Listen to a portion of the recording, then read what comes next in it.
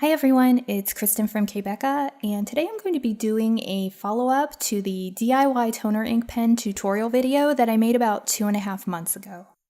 After I made the first video, I intentionally didn't touch either of the DIY toner ink pens again until now because I want to see how they'll perform after having sat untouched for a little while.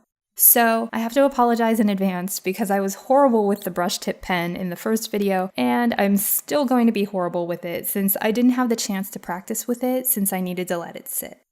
A link to the first video should be popping up right about now, so you might want to head over there and watch that video if you want to see a step-by-step of how I made the pens. To fill the pens, I used the Minc Reactive Mist, which is the most liquidy of the reactive mediums that I know of, so it was pretty easy to pour into the pens.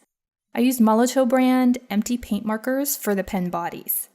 The first pen was made using a 2mm round tip Molotow marker, and the second was made using the Molotow 2mm brush tip marker. I tinted the liquid in this one blue using a couple of drops of a Distress Ink re-inker so I could better see it when I write with it. I'd probably add a few more drops of color, actually, since just a couple doesn't actually color it that much, but I wanted to keep everything just as it was when I first tested these out, so I didn't add any additional color here. Okay, so I haven't used either of these pens since the first video. The main concern here is that the pens will dry up if they sit unused for any length of time. So let's see how they're doing. I'll try the round tip first.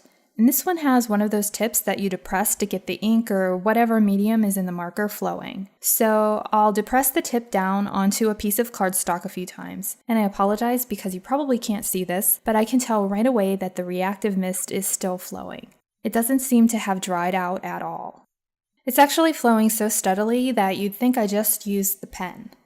So I'm happy to report that this pen doesn't seem to have dried out at all after 2.5 months of sitting unused.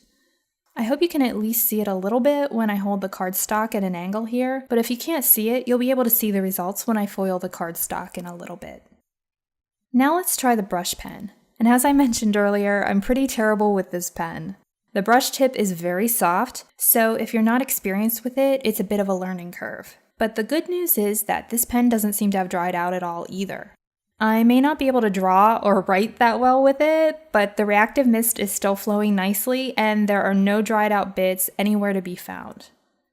I'll just scribble both of the pens at the bottom of the piece of cardstock to get some more solid areas going, and then I want to allow the medium to dry for a few minutes before foiling it. If you don't allow it to dry, there's a chance that it will spooge outward as it's being run through the Minc and ruin your image, and nobody wants that. After it's dry, I'll cut a piece of Minc Rose Gold reactive foil to cover, and I'll place the cardstock and foil into a piece of folded printer paper, which is what I'm using here for my carrier sheet. Then I'll run it through the Minc, which is set to a heat setting of 4. After it's done, I'll give it a few seconds to cool down before peeling off the foil sheet. The results are actually pretty much the same as when I initially made and tested these pens. There is some patchiness in the bottom yay, the one that I made with the brush tip marker, but that's user error on my part since I'm not good with the brush tip. And in the areas where I scribbled, the area with the brush tip pen actually has pretty good coverage, whereas the 2mm round tip pen area is kind of streaky. I think that if you want more solid coverage in areas that are a bit larger, then the brush tip is the better choice of the two. With the round tip, when you start scribbling or doing back and forth motions, what tends to happen is that the tip seems to absorb some of the reactive medium back up into it or move it around or something, so it picks it up from the surface and creates a streaky look. But if you're doing monoline lettering or one-stroke type images or mark making, things like that, the round tip is a great choice for that. Next, I'll test out the two pens on a piece of acetate, which is something that I also tested in the first video.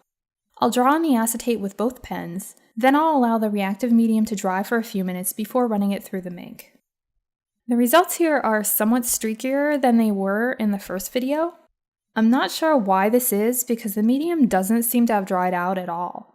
I do remember that the acetate was the most challenging of the 3 surfaces that I initially tested the pens on, and the medium almost seems to get a little bit gummy when I write on the acetate with it. The streakiness could also be because I didn't depress the tip as often as I should have to get the medium flowing well on the acetate. I got better coverage on the acetate with the brush tip pen, which is consistent with the results on the cardstock. Finally, I want to test the pens on Duralar, which is a vellum alternative. I get fantastic results with printing and foiling on the Duralar, much better than I've had with any vellum papers that I've tried. So this is what I use when I want a translucent vellum-like look. Both the round tip and the brush tip pen seem to flow much more smoothly on the Duralar than they did on the acetate, which is consistent with the initial testing in the first video. I'll allow the reactive medium to dry for a few minutes before running it through the Minc, and the foiling results with the Duralar are pretty consistent with the initial results too.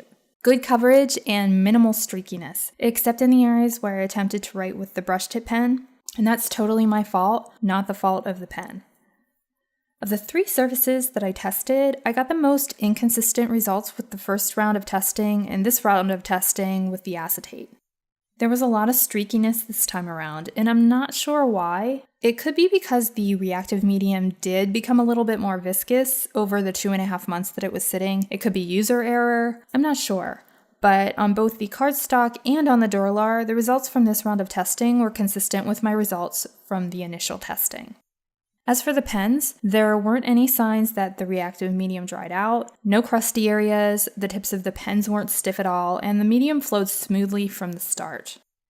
I would still recommend the Molotow empty paint markers with Minc Reactive Mist as an alternative to the Minc brand reactive toner ink pens because even though there was some inconsistency with the acetate results, I still think that these pens are much more consistent than the Minc brand pens, which are very hit or miss.